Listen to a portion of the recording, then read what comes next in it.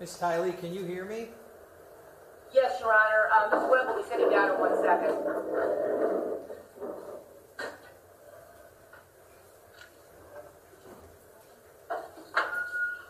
Good afternoon, Your Honor. Good afternoon.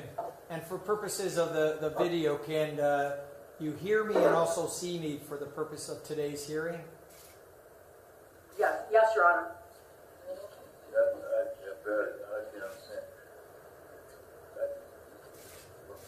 Your Honor, Mr. Little does have some difficulty hearing, so if we could keep the volume up from that end, that would be very much appreciated, and we can also relate things to him. Very good. And then if there's an issue that you can't hear me, then you can let me know. I'll make sure that I can correct that for the record. Fair enough?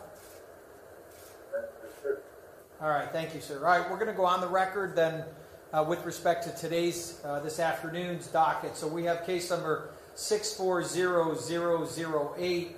It's the State of Ohio versus Samuel Little.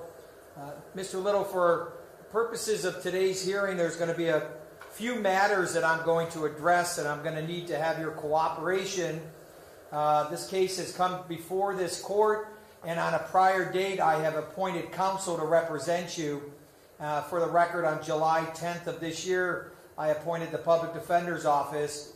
And so for the record, if those of you who are there in California, to just state your name for the record. Samuel Little. Thank you, sir.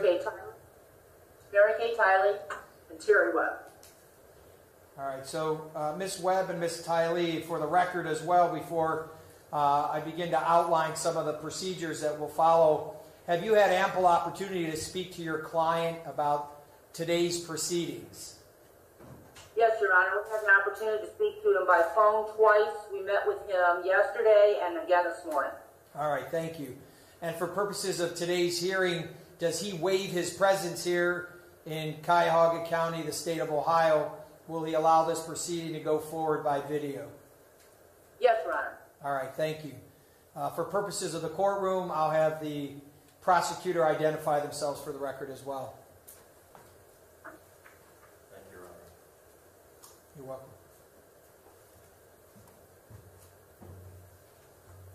Richard Bell for the State of Ohio, Cuyahoga County. Mr. Little, representing Prosecutor Michael C. O'Malley.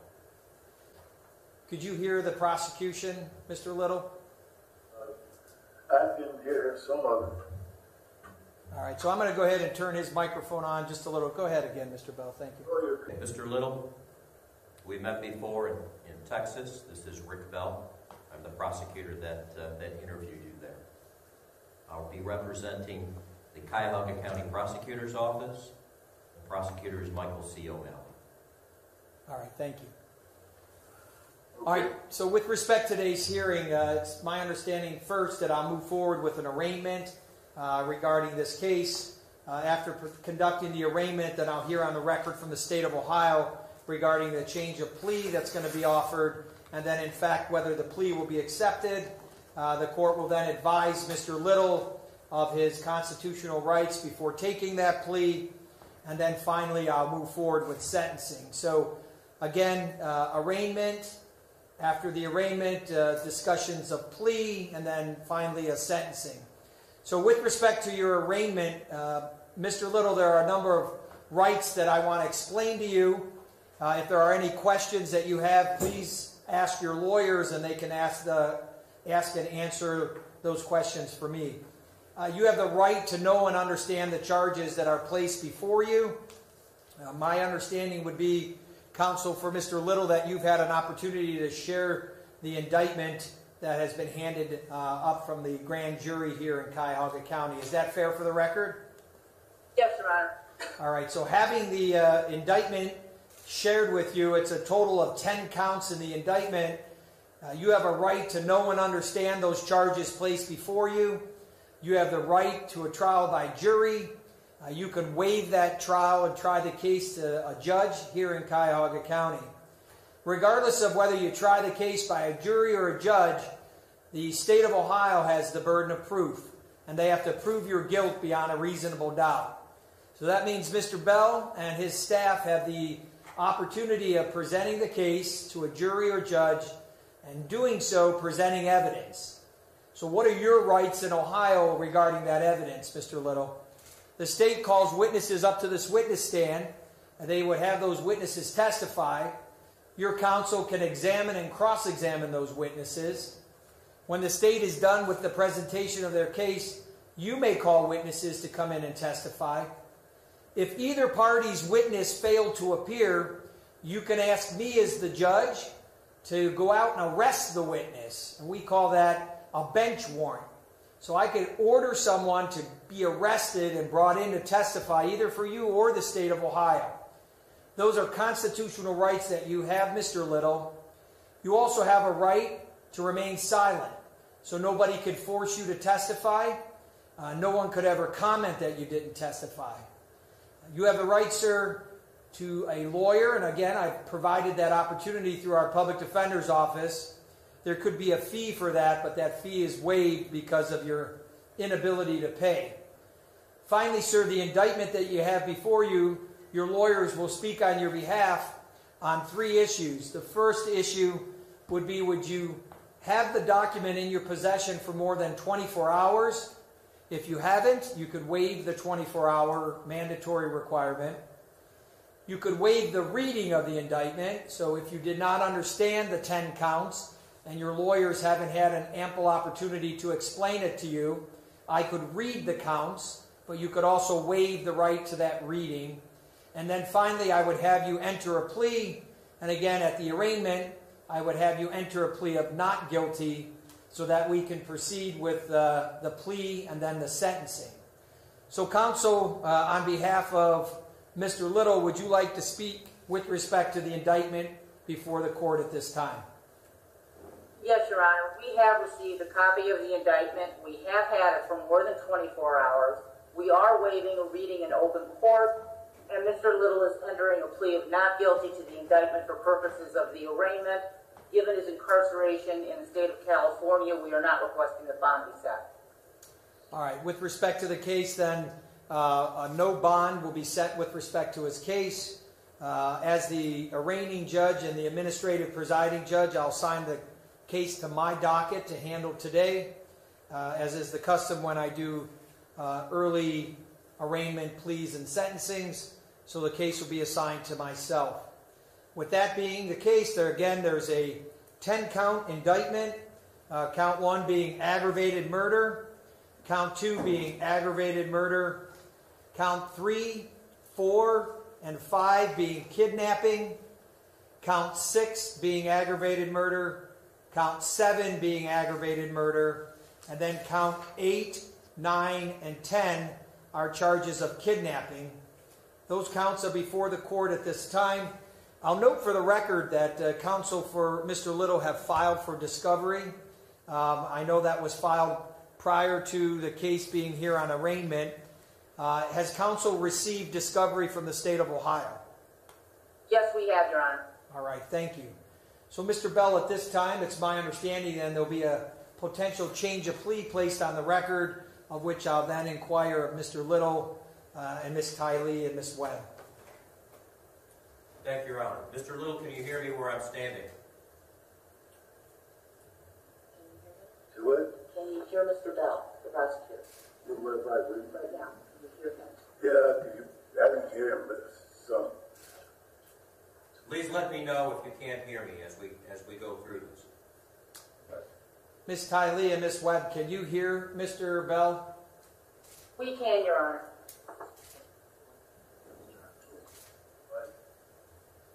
We're ready to go, Your Honor. Thank you. Okay.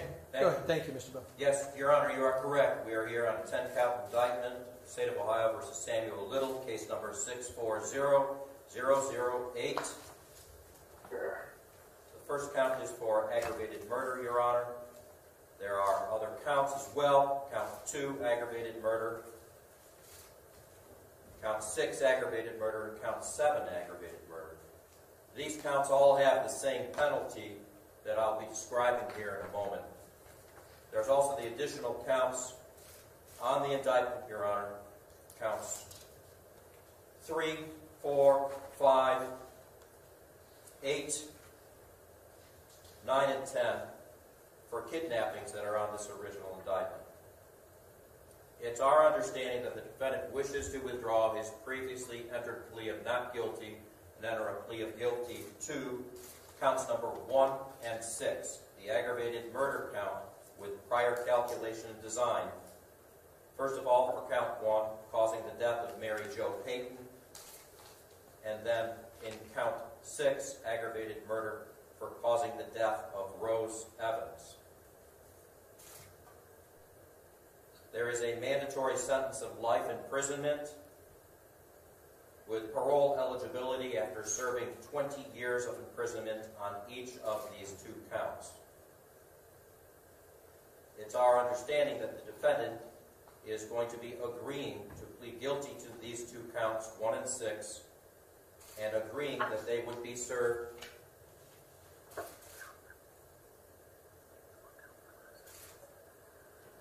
Are you able to hear Ms. Webb? Yes, Your Honor. Okay. And do you need any time with Mr. Little? Yes. Mr. Little wishes us to spend a I couple want him to minutes. explain something clear.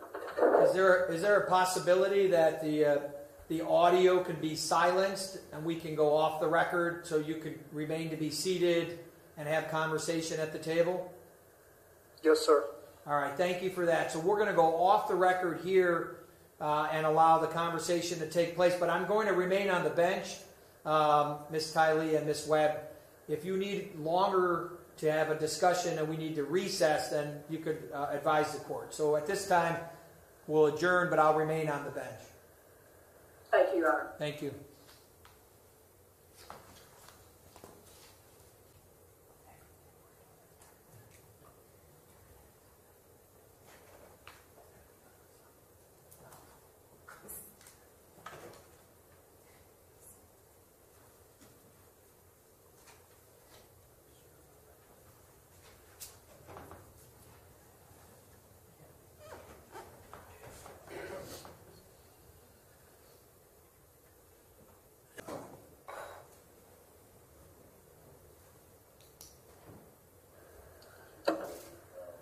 Can you hear me, Your Honor? Yes, thank you. You're back on, sir. Okay, so we'll go back on the record. So at this time, Ms. Webb, Ms. Kiley, have you had an opportunity to answer the questions that Mr. Little may have? Yes, Your Honor. Yes, Your Honor. Is there any position that's different at this time as I move forward? No, Your Honor. All right, thank you. Thank you, Mr. Little. Okay, so I'm going to ask Mr. Bell to continue. He had mentioned that the sentence range, I believe, before we took a break. Yes, Your Honor. For the 2 counts that we understand that Mr. Little will be pleading guilty to on this indictment, aggravated murder, count 1 and count 6, the penalty is the same. It's a mandatory sentence of life imprisonment with parole eligibility after serving 20 years of imprisonment, with a potential fine of up to $25,000 on each count. It's our understanding that the defendant is indigent and the state of Ohio will be recommending to the court with defense counsel that be waived. The defendant will be agreeing to plead guilty to counts 1 and 6 with the understanding that they are to be served consecutively to each other for a potential sentence of 40 to life, and also consecutive to other cases which he currently has. Those cases, for the record and for Mr. Little, are the 2 Hamilton County cases from this morning, case number 1902957 and 1902543, as well as the Los Angeles County, California case of BA 400148, as well as the Ector County, Texas case of A-18-1415CR. Further, as part and parcel of this plea, Your Honor, it's our understanding that the defendant understands that we are reserving the right to charge him with the 3rd homicide in Cuyahoga County that he confessed to, and the state of Ohio will intend, after further investigation, to charge him with that. The defendant, Mr. Little, understands that the death penalty is not part of this case, that the state of Ohio has not charged him with the death penalty as per our original understanding, and will not be able to charge him, nor will we, on this earlier admission to a 1977 through 1979 homicide. The defendant understands that there was no death penalty in Ohio at that time. It had been found to be unconstitutional, so he will not be charged as part of that case with any death penalty by law or by agreement.